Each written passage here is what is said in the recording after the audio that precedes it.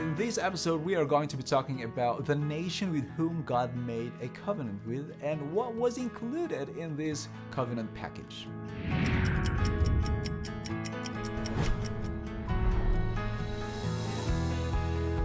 Hi, Kid Van here, and welcome to another episode of Week at a Glance, where we dive into a thoughtful summary of this week's Bible study guide. Welcome to another episode of our series on the covenant. You study the Bible to learn about God and to find answers about life. And then you start reading the Bible from Genesis and you reach Exodus. And halfway through Exodus, a word catches your attention, the word covenant. And you say to yourself, didn't I just read this word several times in Genesis? You're right, you did. And then another word catches your attention, and this time it's the word law. And you tell yourself, the law? It's not really that important anymore, right? Because we are now under grace. But then you reach the New Testament and you find out that Jesus himself kept and reaffirmed the law. And now you want to know how the law relates to the covenant.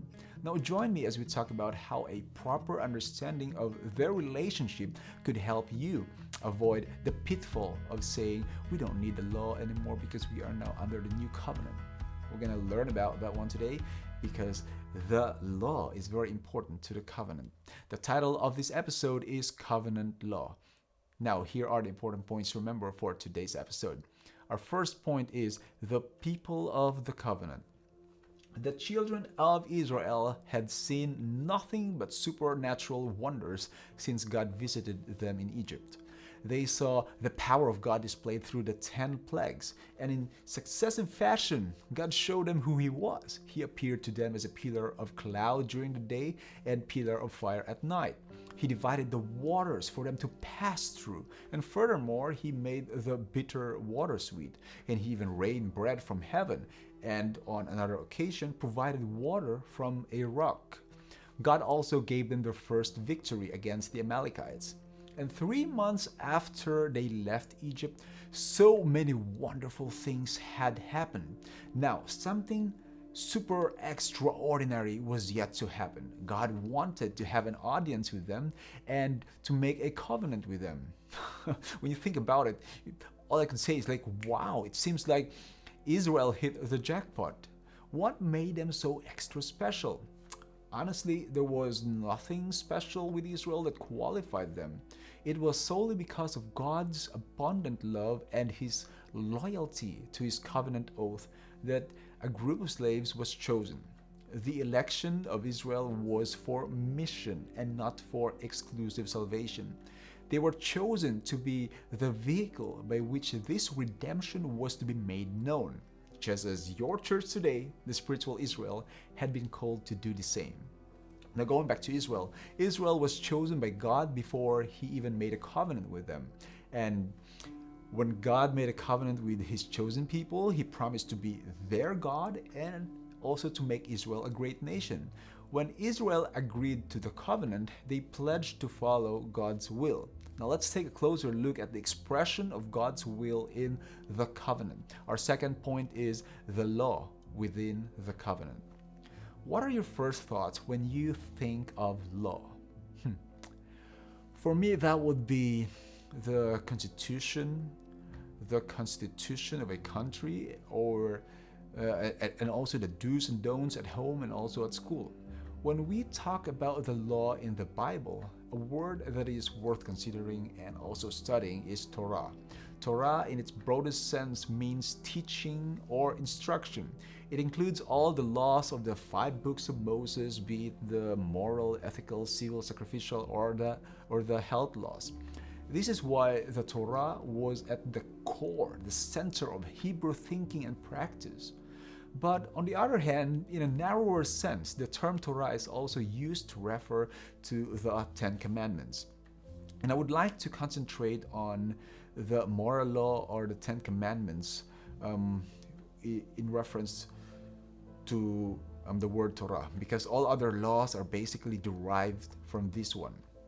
And you will also notice that even before God gave His precepts or the principles of the 10 Commandments, that they have already actually existed even before the Ten Commandments, because they were the moral standards that people back then already had to follow.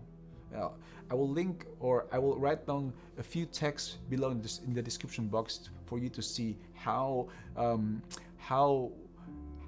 how the commandments that are given in the Decalogue or in the Ten Commandments have already been practiced, or they were already set as the moral standards even before the covenant at Sinai.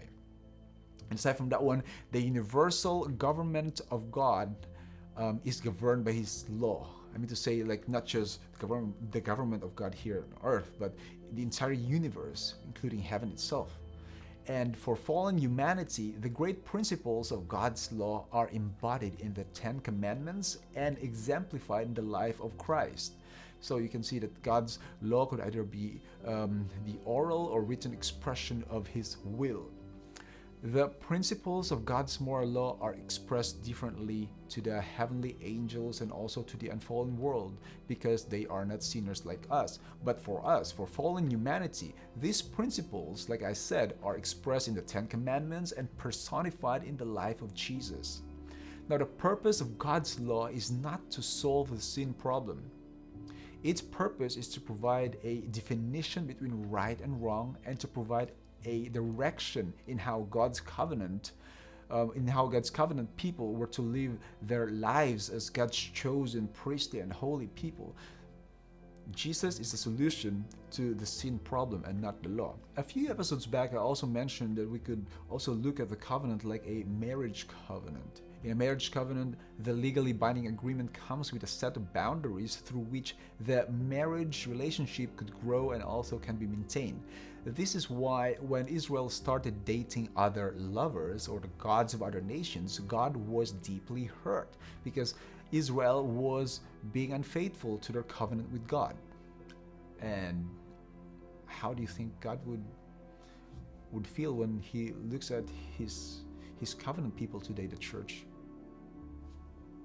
For Christians today, the question that one struggles with is whether God's moral law in the Old Testament, which is exactly the same moral law that Jesus kept and also reaffirmed and embodied, if it is still valid today, since, as many say, we are now under the new covenant, the covenant of grace.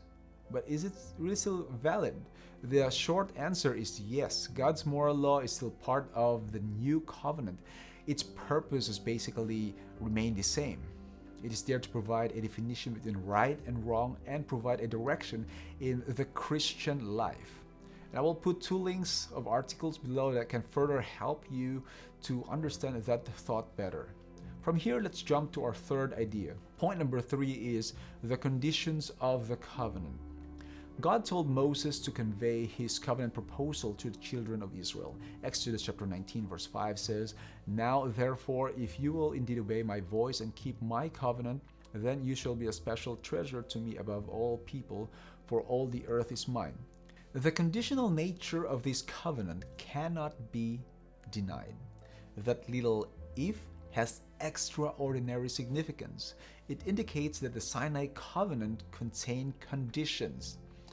And it also contains obligations.